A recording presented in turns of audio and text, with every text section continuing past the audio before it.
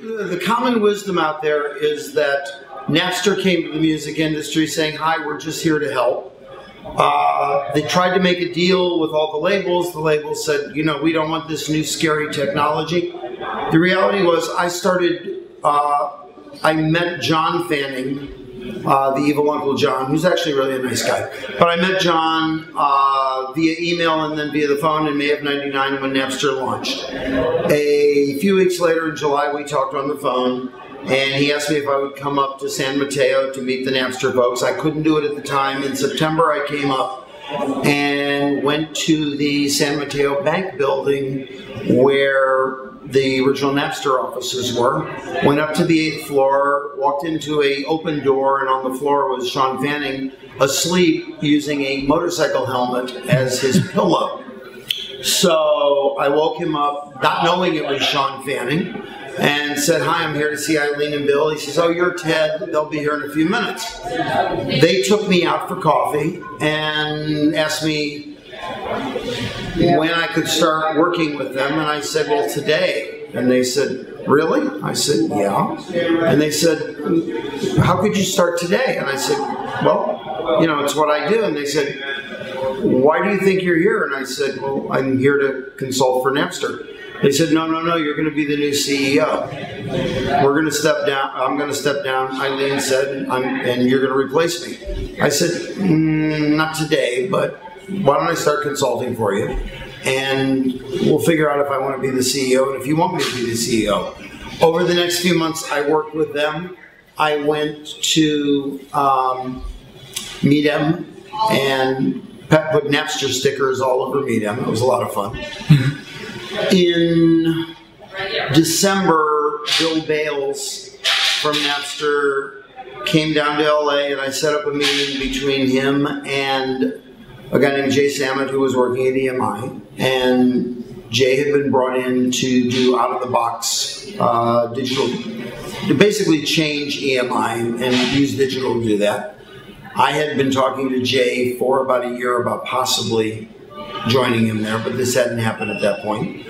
And Bill and he and I had this great conversation up on the executive floor in the Capitol Tower about how EMI and Napster could work together.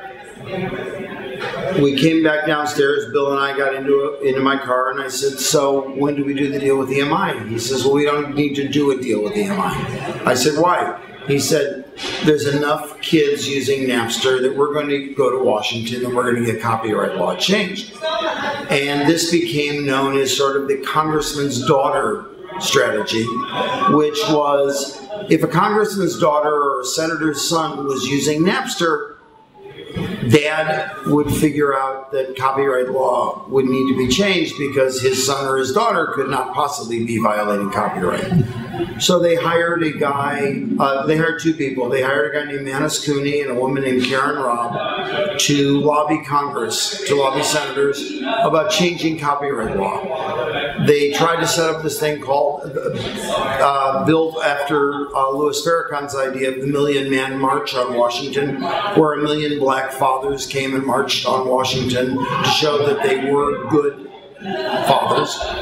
So there was going to be the Million Music Fan March on Washington. Roughly, I don't know the exact numbers, but it was somewhere south of 50,000 people showed up.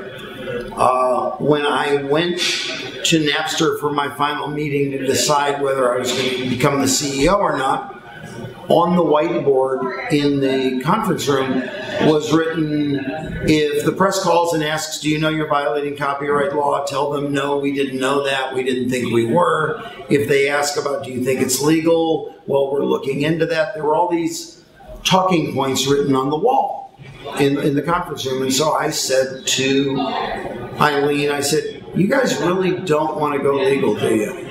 And they said, "We don't think we need to.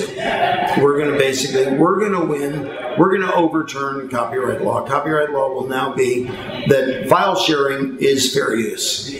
And I said, "I don't think it's going to work." On May 5th or 6th, whatever the Friday was, on May of 2000, I called Eileen and said, "I think you're going to get sued next week." She said, "I don't think so." I said, "From everything I'm hearing, you're going to get sued next week. And she said, well, we'll take that chance, or something like that. That's not an exact quote. I flew the next day to Atlanta to help EMI run a digital conference. And when I got there, somebody handed me the program for the event and said, why didn't you tell me about this?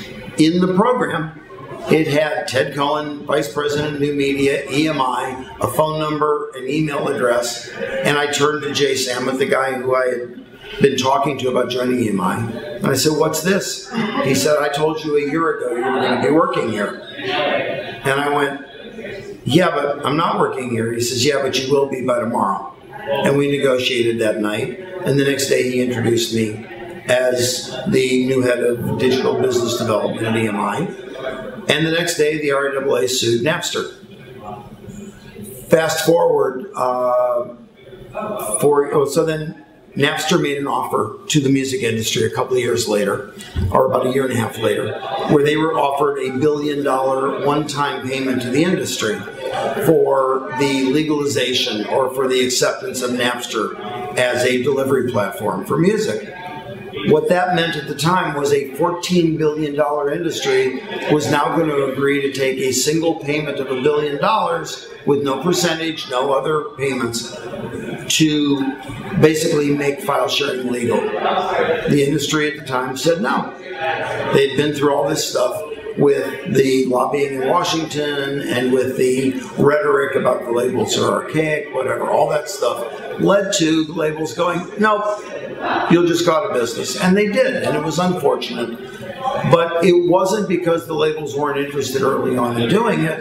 It was because Napster wasn't as interested early on in having a legal relationship. It was only when it became apparent that the other strategies weren't working that they tried to make this Hail Mary offer after Bertelsmann had invested all the money in them. Anyway, to end all this, 4 or 5 years later, I get deposed by Bertelsmann and by Hummer Winblad, both as a Napster employee during my consultancy and an EMI employee, on what my opinions were on why the Napster thing went so badly. It ended up being a 6-hour deposition. I have the transcript of it. It was a lot of fun. I'm sorry that Napster went away, but I always feel that I have to correct this misunderstanding that Napster was all good, labels were all bad, and labels were stupid and Napster was smart. Napster was a really cool service, that the way it was, the file sharing version. There was a way to monetize it. They didn't play nice, and ultimately the other side didn't play nice, and it went away, and that's really unfortunate.